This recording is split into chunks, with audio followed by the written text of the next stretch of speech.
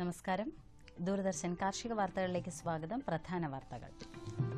Rubber കൃഷി ധനസഹായത്തിന് അപേക്ഷിക്കാം. മഴമറകൾക്കും കണികാ ജലസേചനത്തിനും ധനസഹായം. വിശദമായ വാർത്തകളിലേക്ക്. റബ്ബർ ആവർത്തന കൃഷിക്കും പുതുകൃഷിക്കും കേരളവും തമിഴ്നാടും ഉൾപ്പെടുന്ന പരമ്പരാഗത മേഖലയിൽ റബ്ബർ കൃഷി വികസന പദ്ധതി പ്രകാരമുള്ള ധനസഹായത്തിന് റബ്ബർ ബോർഡ് അപേക്ഷ ക്ഷണിച്ചു. 2015 കൃഷി ചെയ്യുന്ന സ്ഥലത്തിന്റെ ഏകദേശ സ്കെച്ചിന്റെയും അപേക്ഷയുടെയും 2 കോപ്പികൾ വീതം ബന്ധപ്പെട്ട റീജിയണൽ ഓഫീസിൽ ഡിസംബർ 31-നകം ലഭിക്കണം.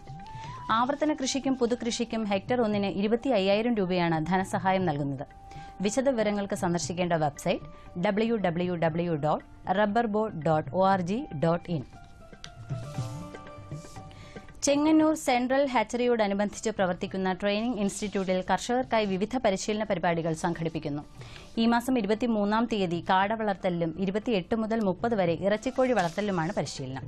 താൽപര്യമുള്ളവർക്ക് മുൻകൂട്ടി പേര് രജിസ്റ്റർ ചെയ്യാം. വിശദവിവരങ്ങൾക്ക് ഫോൺ നമ്പർ 047924577778. കൊല്ലം ശക്തികുളങ്ങര കൃഷിഭവനിൽ ഈ മാസം 25, 26, 28 തീയതികളിൽ തേനീച്ച വളർത്തലിൽ ക്ലാസ് സംഘടിപ്പിക്കുന്നു. വിശദവിവരങ്ങൾക്ക് വിളിക്കേണ്ട ഫോൺ നമ്പർ 047427700412. കൃഷിവകുപ്പിന്റെ സമഗ്ര പച്ചക്കറി കൃഷി വികസന പദ്ധതി പ്രകാരം കർഷകർക്ക് മഴമറകൾ നിർമ്മിക്കുന്നതിനും കണികാ ജലസേചനത്തിനും സബ്സിഡി നൽകുന്നു. 100 ചതുരശ്ര മീറ്റർ മഴമറയ്ക്ക് 50,000 രൂപയാണ് സബ്സിഡി. ഏറ്റവും ചെറിയ മഴമറയ്ക്ക് 40 ചതുരശ്ര മീറ്ററാണ് വിസ്തൃതി വേണ്ടത്. കണികാ ജലസേചനത്തിന് 30,000 രൂപ സബ്സിഡി ലഭിക്കും. ഇതിന് ചുരുങ്ങിയത് 50 സെന്റ് സ്ഥലം ഉണ്ടായിരിക്കണം. താൽപര്യമുള്ള കർഷകർ അതത് കൃഷിഭവനുമായി ബന്ധപ്പെടുക. തെങ്ങിന് ഈ മാസം ചെയ്യേണ്ട കൃഷിപ്പണികൾ. കനത്ത മഴയത്ത് മേൽമണ്ണിലെ വളക്കൂറ് നഷ്ടപ്പെടുന്നതിനാൽ ഓലകളിൽ മഞ്ഞളിപ്പ് ഉണ്ടാകാം. ഇത് നിയന്ത്രിക്കാൻ മഗ്നീഷ്യം സൾഫേറ്റ് 500 ഗ്രാം ഒരു തെങ്ങിന് ഇട്ടുകൊടുക്കാം. കൂടാതെ ഡോളമൈറ്റ് 400 ഗ്രാം മുതൽ 500 ഗ്രാം വരെ ഒരു തെങ്ങിന് എന്ന തോതിൽ നൽകണം. ചെമ്പൻ ചെല്ലിയുടെ ആക്രമണം നിയന്ത്രിക്കുവാൻ മണ്ട വൃത്തിയാക്കിയ ശേഷം കൂമ്പിനോട് ചേർന്നുള്ള 4 കവിളുകളിൽ മണലും ക്ലോർപെറിഫോസ് എന്ന കീടനാശിനിയും 10:1 എന്ന അനുപാതത്തിൽ ഇട്ടുകൊടുക്കുക. കൂടാതെ അടിക്കവിളുകളിൽ പാറ്റ ഗുളിക ഒരെണ്ണം വയ്ക്കുക. ഇനി കമ്പോള നിലവാരം.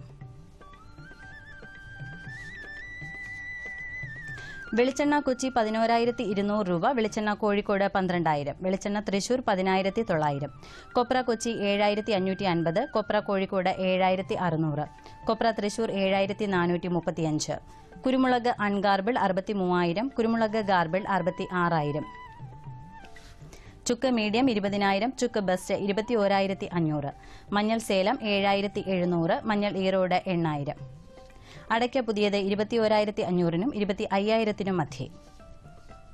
Kochi rubber RSS 5-ാം grade 11,000, rubber RSS 4-ാം grade 11,300, Kottayam rubber RSS 5-ാം grade 11,000, rubber RSS 4-ാം grade 11,300.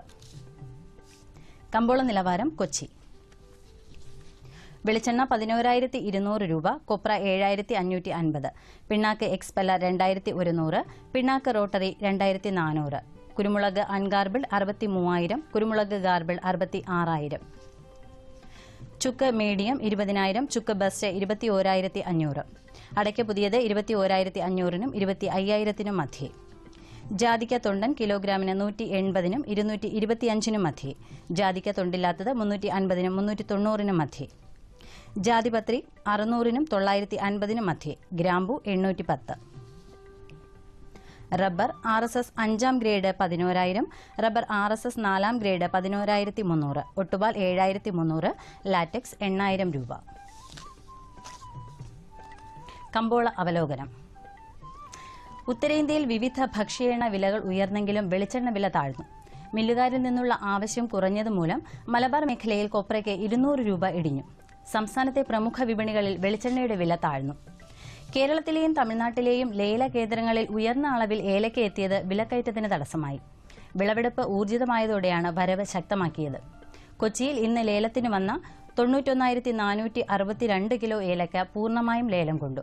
മികച്ച ഇനങ്ങൾ കിലോ 965 രൂപയിലാണ്. ടയർ നിർമ്മാതാക്കളിൽ നിന്നുള്ള അന്വേഷണങ്ങൾ ചുരുങ്ങിയതുമൂലം 4-ാം ഗ്രേഡ് റബ്ബർ കിലോ 113 രൂപയിൽ തുടരുന്നു. ഉൽപ്പാദന മേഖലകളിൽ നിന്നുള്ള ഷീറ്റ് നീക്കം കുറവാണ്. അന്തർസംസ്ഥാന വ്യാപാരികൾ കുരുമുളകിൽ താൽപര്യം കാണിച്ചെങ്കിലും ഉൽപ്പന്ന വിലയിൽ കാര്യമായ വ്യതിയാനം ദൃശ്യമായില്ല. ഗാർബിൾഡ് കുരുമുളക് കിലോ 660 രൂപയാണ്. ഇനി കാലാവസ്ഥ. കണ്ണൂർ കൂടിയ താപനില 32.7 ഡിഗ്രി സെൽഷ്യസ്, കുറഞ്ഞ താപനില 24 ഡിഗ്രി സെൽഷ്യസ്. കോഴിക്കോട് 33.8, 24.5. കൊച്ചി 31.8, 25. ആലപ്പുഴ 34, 25.5. പുനലൂർ 33.4, 23.5. തിരുവനന്തപുരം കൂടിയ താപനില 32.5 ഡിഗ്രി സെൽഷ്യസ്, കുറഞ്ഞ താപനില 24.9 ഡിഗ്രി സെൽഷ്യസ്. ഇതോടെ ഇന്നത്തെ കാർഷിക വാർത്തകൾ സമാപിച്ചു. നമസ്കാരം.